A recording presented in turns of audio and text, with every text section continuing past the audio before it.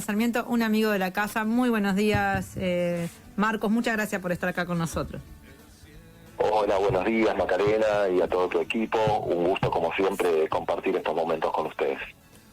El gusto nuestro, Marcos, porque la verdad que nos ayudas a entender todo el panorama económico, social, ¿no? Porque siempre que analizamos la economía con vos, lo hacés de una perspectiva social, de la gente común, de la gente de a pie, de los trabajadores. Y quería preguntarte, desde esa mirada, ¿cómo ves el panorama político, cierre de listas, posibles... Sí, la variedad electoral que hay, ¿no? De los precandidatos, con respecto a los distintos modelos económicos que plantean, si es que son diferentes entre sí. ¿Hay algún modelo de esos que sea esperanzador? ¿Cómo lo ves? A ver. Bueno, genial que abordemos esta temática. Permitime aclarar ahí el tema. Yo en la Universidad Nacional de General Sarmiento lo que estudié es economía política, ¿sí? La carrera es economía política, con lo cual tenemos herramientas, los economistas políticos de la UNCS, como para tener una lectura también de lo que significan estas formas políticas. Claro, y hoy justamente, bueno... no una economía de números, no una economía... Bueno, claro. La economía es política. Bueno, un poco vamos a ver, hoy justamente la idea de esta columna es enfocarnos en el trasfondo de las propuestas políticas, ¿sí? Es decir, que ver qué implicancias económicas tienen las propuestas políticas de los candidatos.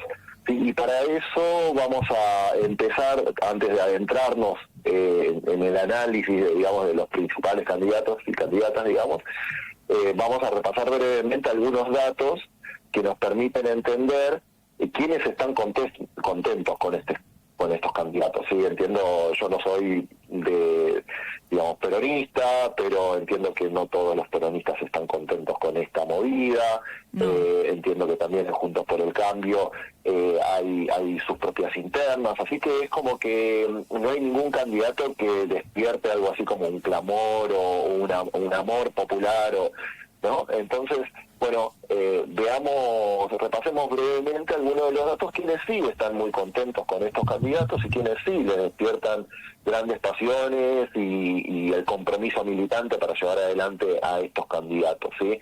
Me parece entonces interesante leer estos datos, ¿no? Que son de la realidad, de lo que ya más o menos desde el año pasado se registra en la Argentina, que las cotizaciones bursátiles, ¿sí? Tanto el Merval, que es la bolsa porteña, ¿sí? Como las principales empresas argentinas que cotizan en el exterior, a través de los que se llaman los feeders o CDRs, que son cotizaciones argentinas que cotizan en el exterior. Todos estas empresas que cotizan en bolsa muestran una fuerte suba, ¿sí? Los títulos en dólares, por ejemplo, atraviesan lo que se denomina una racha alcista. Los títulos públicos en dólares suben más de un 14% en lo que va del año. En realidad no hay ninguna empresa ni extranjera, ¿sí? De tecnología, aquellas empresas más grandes, energéticas o del mercado que sea, que muestren números tan contundentes al alza como las empresas argentinas en estos últimos días, ¿sí? Por ejemplo, hay 39% en dólares sube el índice Merval, 104% en pesos en los últimos 6 meses del año, ¿sí? O sea, con ejemplares destacados como Edenor, por ejemplo, que ganó 97% en dólares. Es un montón, ¿no? O sea, 97% en dólares, no hay ninguna acción que esté creciendo tanto como Edenor, por ejemplo, porque tienen la perspectiva de aumentos de tarifas que recorten los ingresos de los trabajadores y hagan engordar los balances de Edenor. Entonces todos van allí a apostar, ¿no? a que Edenor va a ganar a costa de los trabajadores y las trabajadoras argentinos, ¿sí? La banca privada también está ganando. El grupo financiero Galicia, por ejemplo, avanzó 73% en lo que va del año. Estas empresas y aquellos inversores que pudieron apostar por ellas le ganan bastante cómodo a la inflación, ¿no? Con estos números que estamos viendo. Estos números lo que reflejan es el ánimo de los mercados luego de la definición de los candidatos y las candidatas que van a seguramente gobernar por los próximos 4 años en la Argentina, ¿sí? En realidad no hicieron más que confirmar sus expectativas, o sea, venían con un gobierno bastante laxo en términos de regulación, en términos de poner condicionamientos a las enormes ganancias que vienen amasando estas empresas privadas. Así que bueno, la perspectiva actualmente ya conocida, los candidatos y las candidatas que apuntan a llegar a la Casa Rosada, evidentemente son gobiernos que son afines, ¿sí? Las perspectivas son gobiernos que sean afines a que estas empresas sigan ganando, ¿no? Por eso estos números que demuestran las expectativas, como le decimos los economistas, ¿no?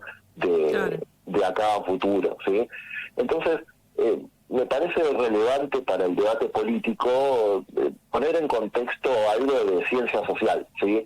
Que no hay mucho de análisis científico, digamos, de lo que está pasando, y hay herramientas que pone la ciencia social ya desde muchos años que se vienen discutiendo estas cuestiones, y que hay algunos elementos que entiendo son centrales para la lectura de esta coyuntura, y que por ahí no tienen los fuegos artificiales de declaraciones altisonantes, que por ahí no hay calificativos durísimos, ¿no?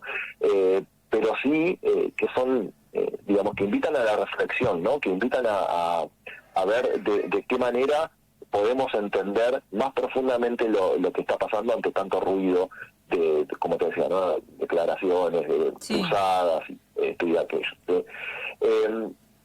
Ya lo hemos señalado, ahí, digamos, cuando empezábamos, algo te había comentado, en esta, ya lo habíamos hablado en esta columna, digamos, la economía es política, ¿sí? Hay así lo que se denomina una relación dialéctica, ¿sí? De múltiples determinaciones entre lo económico y lo político.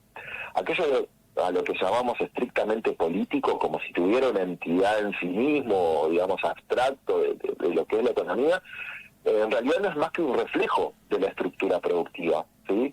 Entonces tendríamos que ver aquella estructura productiva, lo que no, digamos, porque esa estructura productiva es lo que permite que el hombre o la mujer, digamos así como ser genérico, tenga recursos para administrar políticamente, ¿sí? Si no hubiera productividad producto del trabajo humano, ¿sí? No se podría administrar de forma política con una estructura, ¿no? Claro. Superestructura.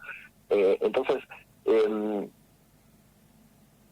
incluso, digamos, hay una cuestión biológica ahí, ¿no? Digamos, toda esta producción es lo que permite que haya proteínas al alcance de millones de personas, y que las personas puedan metabolizar y estar en condiciones de pensar críticamente o no críticamente, pero de pensar, de llevar adelante sus actividades diarias, ¿sí? El punto en cuestión, creo, lo que estoy tratando de comentar con esto un poco abstracto, es que la estructura económica es la que determina la superestructura ideológica, jurídica y política, ¿sí? Entonces vamos a tratar de entender qué estructura económica es la que aquellas declaraciones altisonantes o esas declaraciones cruzadas o toda la disputa política que hay, ¿a qué responde? Saquémosle un poco el polvo a todo eso, claro. ¿A qué estructura económica responde? ¿A qué estructura están respondiendo? Exactamente, están respondiendo cada uno de los candidatos y las candidatas, entiendo que esto es digamos, cómo vamos a entender mejor lo que quiero compartir con respecto a los candidatos que van a gobernar en la Argentina, ¿sí?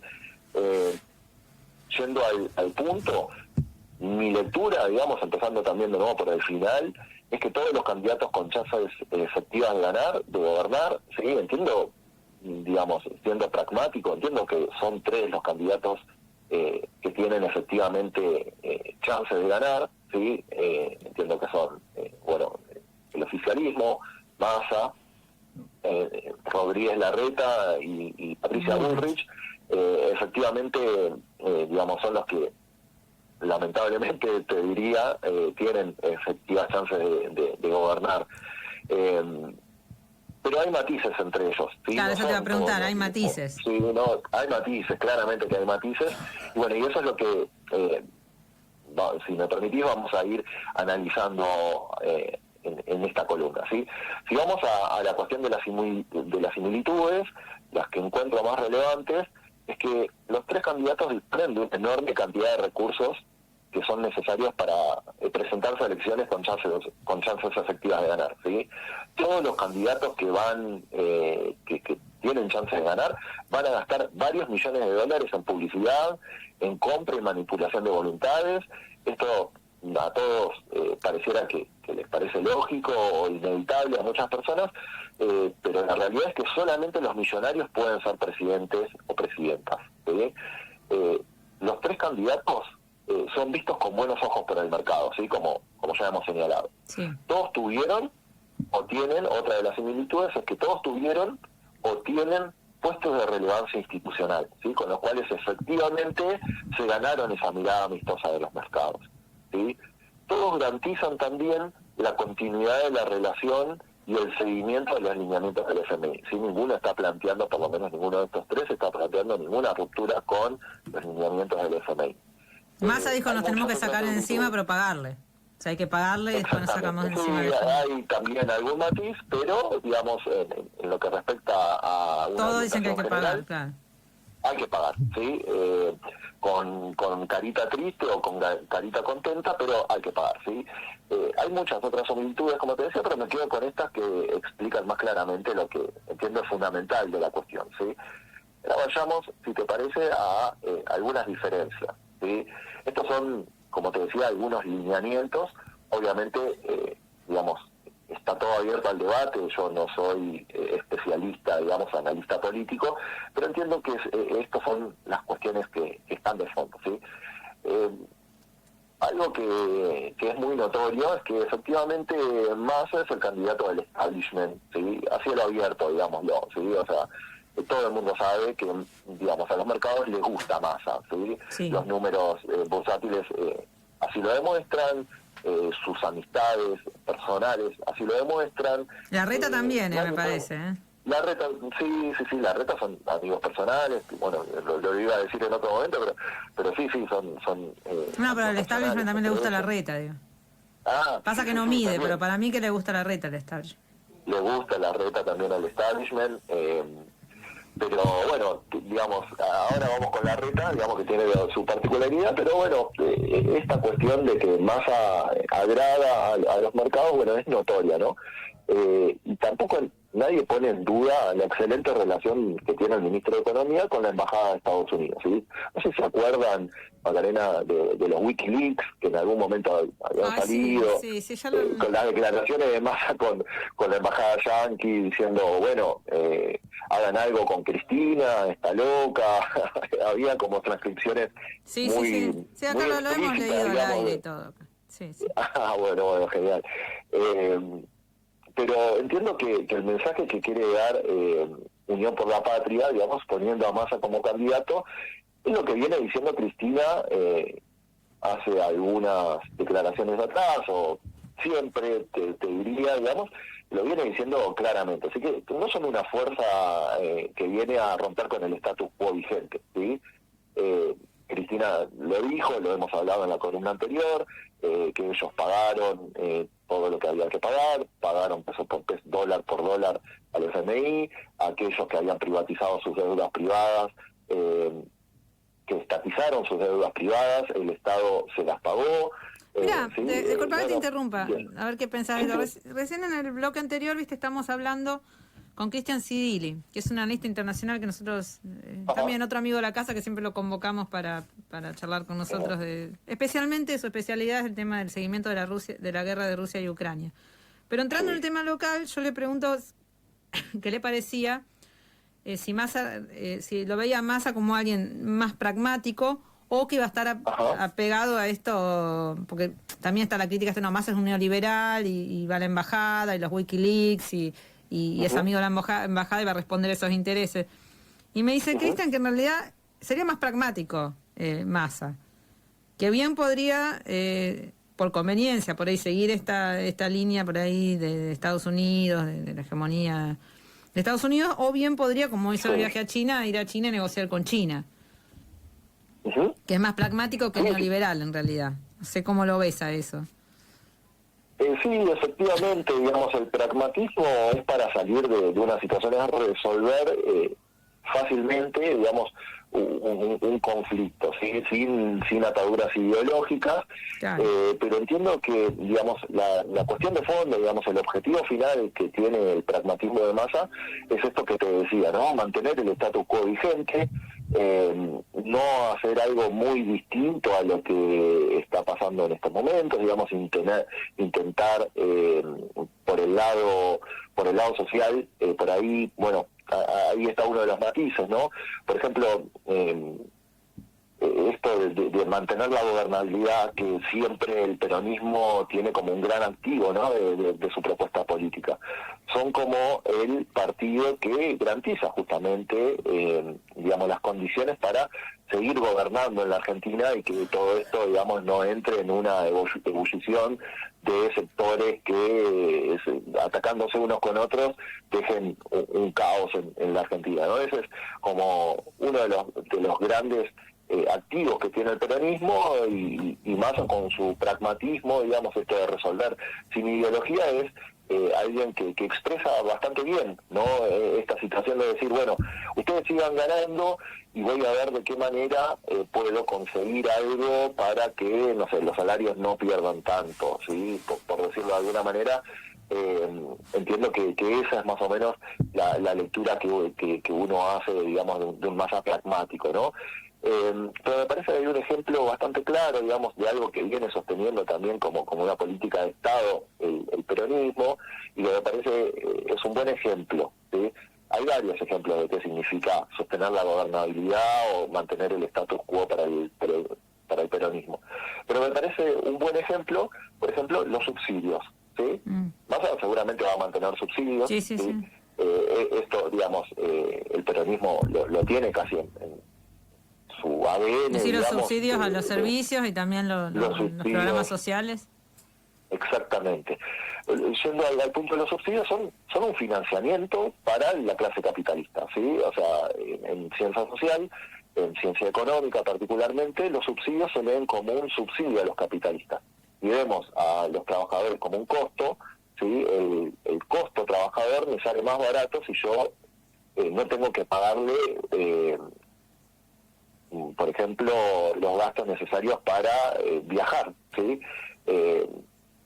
O sea, si el transporte público aumentara, los salarios deberían aumentar en esa misma proporción, claro, ¿sí? Para que los trabajadores puedan simplemente viajar a su trabajo. Claro. Y a la vez alimentarse y estar en condiciones de ir a trabajar. ¿Sí? Claro. Estar en condiciones de ir a trabajar implica muchas otras cosas, además de alimentarse, por ejemplo, no viajar, vestirse, tener actividad medicina, social, claro, cultural, ¿no? Muchísimas cuestiones más allá del alimenticio, pero digamos, el subsidio cumple ese rol, ¿sí? De subsidio para la clase capitalista. Lo mismo pasa con la energía, bueno, las autopistas, los bienes públicos, en definitiva, que son necesarios para que, no, esto que decíamos, que los trabajadores tengan ciertas características para poder realizar sus trabajos. Entonces, Massa, como expresión de síntesis del peronismo actual, entiendo que es eso, es mantener cierta productividad industrial, digamos, de la industria interna, digamos, de la industria alguna ligada al extractivismo, a producir bienes para el consumo interno, a seguir intentando también ser el granero del mundo.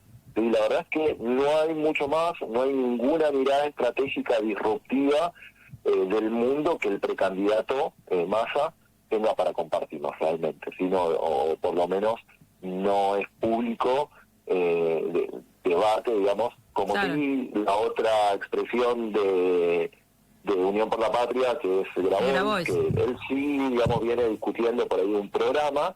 Bueno, Massa no tiene algo así como un programa, sino como esto de vamos para adelante, muy del marketing, digamos, ¿no? Digamos... Sí, es que incluso el otro día yo comentaba que me decían, bueno, pero no tienes mala onda, ¿no? Como que también la gente te dice, bueno, pero no hay que tirar tanta mala onda, hay que mirar para adelante, hay que mirar positivo. Ojalá fuera tan fácil todo, ¿no? Ojalá fuera que uno dice, ay, sí, va a estar todo bien, va a salir todo excelente, y vamos para adelante y ya está, porque ya hasta con Macri nos hubiera ido bien con ese criterio. Porque a mí me decían, ¿qué tenés la bola de...? Me acuerdo, ¿no? En aquel entonces. Yo decía, ¿pero cómo van a votar a Macri? Sí. Me decían, ¿pero qué tenés la bola de cristal si no sabés?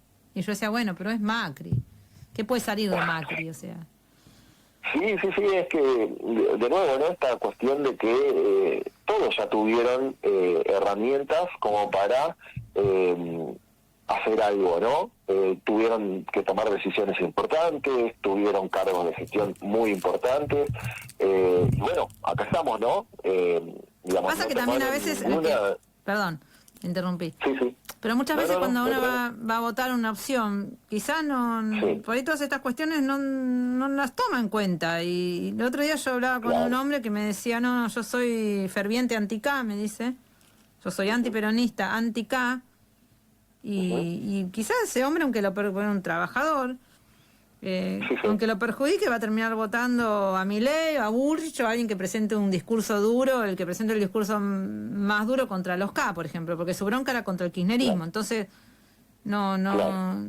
hay cuestiones emocionales No, también, ¿no? En el voto. sí, totalmente. Por eso, digamos, cuando comenzamos esta columna, digamos, el enfoque trataba de ser lo más objetivo posible, ¿sí? Claro. O sea, no introducir emociones en esto es muy difícil porque muchas veces, bueno, no Sí, es muy todos subjetivo, muy estamos de cada atravesados, uno. todos estamos atravesados por emociones, pero justamente lo que viene la ciencia, digamos, y en lo particular de la ciencia social, lo que trata de hacer es brindarnos una mirada objetiva, digamos, y el conocimiento tiene esa capacidad. Si el Aparte conocimiento tiene la potencialidad, por lo menos, de que con el entendimiento podamos de alguna manera dominar alguna de las emociones, ¿no? que tenemos. también con el análisis económico puedes decir, bueno, a ver, este gobierno favoreció a tal sector, o no favoreció a esto, desfavoreció a aquel, se lo puedes también ver económicamente.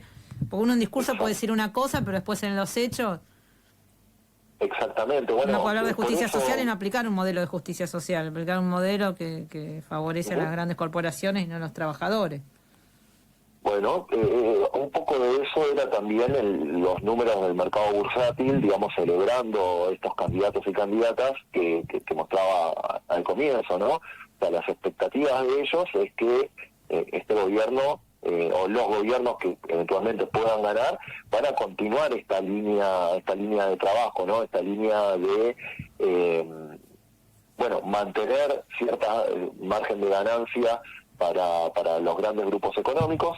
De hecho, también por eso lo financian, ¿sí? Lo hemos dicho también en alguna otra oportunidad, dime quién te financia y te diré quién eres, ¿no? Pero bueno, si te parece, digamos, ¿qué expresaría, digamos, Horacio Rodríguez Larreta? Sí, ¿no? no se Que nos está del otro lado de la grieta, ¿sí? Pero que quiere expresar algo parecido a la de, bueno, ya lo dijimos, ¿no? Su amigo personal, Sergio Massa, ¿sí?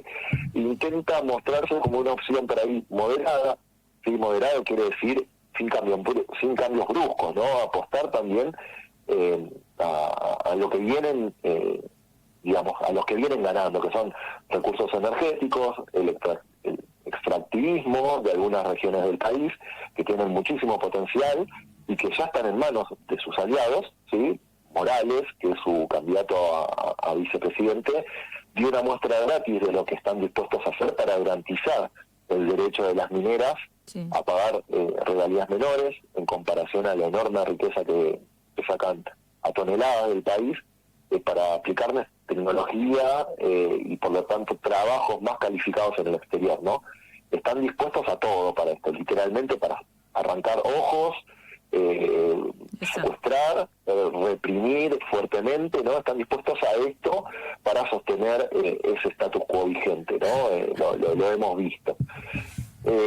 Y bueno, básicamente las expresiones, digamos, como Bullrich o Milei, son aquellas otras expresiones que apuntan a un cambio estructural dentro del sistema capitalista y dejar de sostener un mercado interno, ¿no? O sea, como que no les interesa el mercado interno, quieren convertir al país en lo que sería un enclave simplemente agrícola y financiero, ¿sí? Sin necesidad de sostener la industria, no es lo que les interesa, ¿sí? Por eso plantean dos tipos de represión, ¿sí? Plantean represión tanto financiera restringiendo las herramientas para cuidar el comercio interno, imponiendo esquemas que faciliten al 100% la fuga de capitales, y para ello necesitan de la represión física, acallar voces disidentes, nada de consensos, ¿no? Entiendo que esas son, digamos, como a grandes rasgos, lo que sintetiza las posiciones económicas de cada uno de estos candidatos, ¿sí?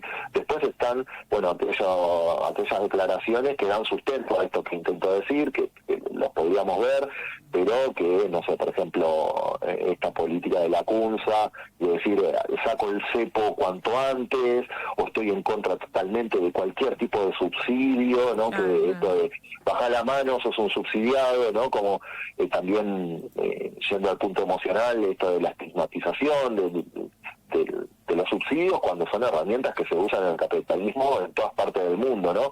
Pero bueno, ese tipo de cuestiones son las que dan sustento a cuáles son los objetivos que efectivamente estos candidatos están llevando adelante. Creo que en resumidas cuentas, como lo explicábamos al comienzo, esto se entiende a la luz de un movimiento también internacional, ¿no? Acá no es que la Argentina es una isla con respecto al mundo, ustedes lo venían hablando también en la columna anterior, digamos, sí.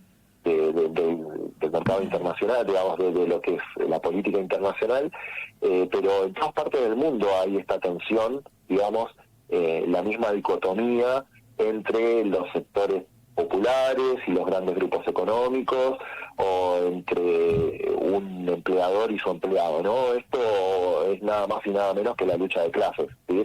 Hay una relación antagónica y digamos que los gobiernos intentan en algunos lados anularla directamente o morigerarla de alguna manera, pero esa tensión entre digamos, como en una cuenta de suma cero, lo que gana uno lo pierde el otro, ¿sí? Claro. Eso está instalado, digamos, en el propio corazón, en el propio funcionamiento estructural del capitalismo. Y hay unas declaraciones de Gita Gopinath, que es la número 2 del FMI, que así lo confirma, ¿no? Detalló que muchas de las tensiones inflacionarias que se están registrando en las economías del primer mundo se explican fundamentalmente en la puja distributiva, ¿sí? Claro. Es decir, que los capitalistas aumentan sus márgenes de ganancia a costa de los asalariados, de los trabajadores, ¿no? A través de la inflación, que como señalamos reiteradas veces en esta columna, tiene un efecto de redistribución regresiva del ingreso. Los argentinos ya lo tenemos bastante claro. Justo ¿no? viste el ejemplo viste el ejemplo de Denor, por ejemplo, ¿no? Es decir, cómo ganan, cómo ellos acrecientan su fortuna, claro, y los ingresos de los trabajadores no, o sea, al contrario, se está perdiendo contra la inflación. Entonces, uno ve que sí, que el modelo está favoreciendo a cierto sector, o sea, que hay muchas cosas que plantear ahí. Genera tensiones en todas partes del mundo, ¿sí? A veces se expresa de forma más marcada, como por ejemplo en Francia, en donde no pueden frenar, digamos, es terrible lo que está pasando en Francia. La efervescencia social, por una u otra cosa, y lamentablemente casi siempre por lo mismo, digamos, estas cuestiones raciales, estas cuestiones de desprecio hacia estas etnias, digamos, hacen que se exprese más claramente que son personas, que hay personas de primera y que hay personas de segunda en el mundo, ¿no? Y se ve eso, ¿no? Como que hay una violencia generalizada o querer imponer estos sistemas de terror, ¿no? Porque la verdad que lo que pasó en Francia es una revuelta impresionante por el hecho que la policía mató a quemarropas a un chico de 17 años, o sea, es gravísimo, y no es la única vez que pasa. Entonces, ¿qué es lo que más o menos quiere acá, lo que plantea Bullrich o Milei?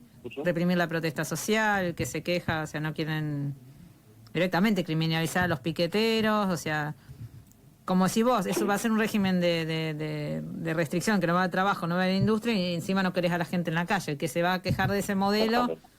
Entonces realmente yo digo a la gente que reflexione, que por enojo o por bronca no elija estas opciones. a eso apuntamos y me parece interesante de nuevo ir al kit de la cuestión, ¿no? O sea, a la cuestión de fondo de esto, que no se va a resolver ese antagonismo, digamos, esa disputa entre el trabajo y el capital, mientras exista el capitalismo, digamos, el capitalismo lo lleva en su propio... ¿A la izquierda cómo la ves en estas elecciones? ¿No? ¿Cómo ves parada los candidatos de izquierda? La opción de la izquierda, digamos, más allá de ciertas discusiones, digamos, que entiendo muchas veces, sobre todo el frente de izquierda, entiendo que muchas veces se adapta a estos debates, digamos, a veces hasta en los mismos términos que lo plantean las clases dominantes, digamos. Me parece que hay que dar alguna discusión más de fondo de esta situación. Me parece que tiene que estar, digamos, la lucha de clases y los intereses de los trabajadores puestos en el centro de la cuestión, y que hoy no lo veo tan claramente, ¿sí? Digamos, ni siquiera estoy escuchando el planteo de huelga general cuando ya hace muchos años que los salarios vienen perdiendo sistemáticamente, digamos, su poder adquisitivo, ¿no? Y no se habla de huelga general. Como que la agenda la termina poniendo la derecha, me parece a mí. Exactamente, por más que sea marginal, por más que vayas en contra total de lo que es el debate público o el debate que instalan los medios de comunicación, me parece que la izquierda tiene el deber, digamos, tiene la responsabilidad de dar ese debate, por más que te digo como que quede marginal, porque es lo que efectivamente se necesita para superar esta situación. ¿Sí? No vamos a resolver el antagonismo de clase, no vamos a resolver que los que tienen muchísimos recursos y digamos, y con esos recursos se benefician a sí mismos y que ya generaron muchísimos años, digamos, de sostener ese status quo, que no lo quieren romper. Bueno, me parece que tenemos que pensar críticamente y saber que tenemos las herramientas para romper ese status quo, que muchas veces no está en el centro del debate político el poder que tiene la clase obrera para llevar estas políticas hacia adelante, ¿no? Si me permitís, digamos, me pareció interesante también, digamos, esto que señalaba Gopinath, ¿no? La segunda del FMI, porque va a esta misma cuestión, ¿no? De cómo, bueno, las empresas ganan a costa de los trabajadores. Ella decía que las empresas deberían aceptar una reducción en sus márgenes de ganancia, ¿no? Como si fuera una cuestión lo entiendo, estoy ganando mucho, a ver, bueno, le doy un poco más al trabajador, ¿no? Y ella dice, bueno, las empresas deberían aceptar una reducción en sus márgenes de ganancia, que han aumentado en los últimos 2 años, para absorber parte del esperado aumento de los costos laborales, ¿sí? Es decir, bueno, sí, están ganando un montón, por favor, muchachos, muchachas, denle algo a los trabajadores, ¿no? Que necesitan, y en algún momento vas a tener que pagar algo más para los trabajadores, ¿no? Me parece paradójico, digamos, que a esto, a la búsqueda de ganancias, reduciendo costos laborales, se debe el estancamiento de varios años, ya en lo que se refiere a la productividad en el mundo, ¿no? Hoy existe una escasez de mano de obra a bajo costo para incorporar a los procesos internacionales de producción, que es el papel que venía jugando China a nivel internacional, ¿no? Como saco gente, digamos, campesina, los inserto en el modelo productivo, le pago 2 mangos y obtengo grandes ganancias y puedo ofrecer productos baratos al mundo, ¿no? Eso era, digamos, más o menos el mecanismo que venía ejerciendo a nivel mundial para aumentar, digamos, el nivel de producción, pero hoy ya ese modelo está bastante agotado, ¿sí? Y sin embargo se mantienen esos altas tasas de crecimiento con la inflación y con lo que se llama, bueno, la reducción de los salarios, ¿no?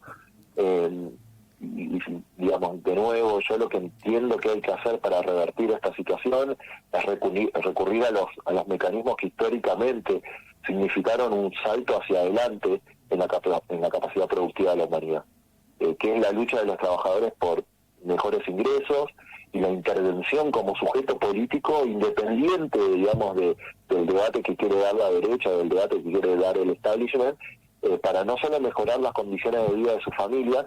Creo que hay algo todavía más importante que la vida de esta generación, que es que hay que, digamos, tener la vida puesta en la supervivencia de la especie ya, ¿no? Con toda esta cuestión de, ya la ciencia lo está diciendo, del calentamiento global, la depredación del medio ambiente, todo eso no está puesto en el centro del debate político. Mira, te voy a dejar una tarea. Menos para nosotros, ¿no? Te voy a dejar una tarea, a ver qué te parece. Vamos a hacer un poco de producción en vivo. Pero me gustaría tratarlo con vos en otra columna porque es un tema que da para largo. El tema de la Agenda 2030. Porque yo hablo mucho de eso. Me interesa mucho ese tema. Y de cómo esa agenda para mí va llevando a esos postulados que vos decís. Y cómo desde un pensamiento de izquierda se aborda la cuestión de la Agenda 2030. Porque veo que por ahí se pasa por alto o por ahí se hace... El otro día me comentaban, ay, parecés hablando de este tema, te pareces a Trump o a Bolsonaro.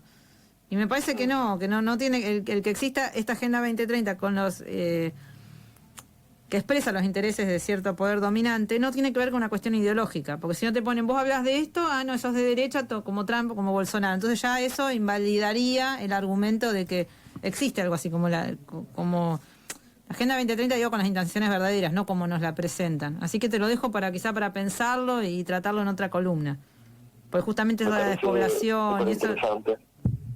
Sí, porque son cuestiones estratégicas que muchas veces la coyuntura se las lleva por delante, ¿no? Sí. No tenemos, digamos, se impone, digamos, esto de, Bullrich dijo que Larreta era un impresentable y Massa dijo que... Y todo ese ruido, digamos, de coyuntura, digamos, los medios lo cubren, lo debaten, lo ponen en loop las 24 horas, y entonces no tenemos un momento de reflexión. Y me parece que la ciencia social tiene, digamos, el desafío o tiene, digamos, la obligación histórica, porque para eso estudiamos, digamos, para aportar una mirada que trascienda, digamos, lo ideológico, que trascienda la opinión, ¿no? O lo que me gusta más o menos, ¿no? Y empiezo a discutir lo que es la cuestión estructural de esto, ¿no? Y es lo que nosotros tratamos de hacer acá, porque digo, para hablar de, para ir con el chusmerío y eso, uno puede estar todo el día viendo la tele y los debates son eso, y no, porque Bullrich dijo que quiere hacer esto y todos no, pero es una porquería, y entonces Larreta le contestó tal cosa, y entonces le dijo que, y la verdad que me parece que hay algo más profundo, que queda un debate mucho más profundo, y tocar temas que por ahí son medios complicados, que por ahí generan cierta hostilidad, pero bueno, hay que tratarlos. Así que... Hay que tratarlos críticamente, ¿sí? Y bueno, yo también agradezco mucho que brindes este espacio, porque no se escucha mucho en otros medios, y como te digo, me parece que es una cuestión crucial para la humanidad, no solamente para la humanidad, quien vote en estas próximas elecciones, ¿no? Bueno, Marcos, muchísimas gracias por esta charla. Seguimos en contacto. Te agradezco muchísimo, que tengas un excelente fin de semana.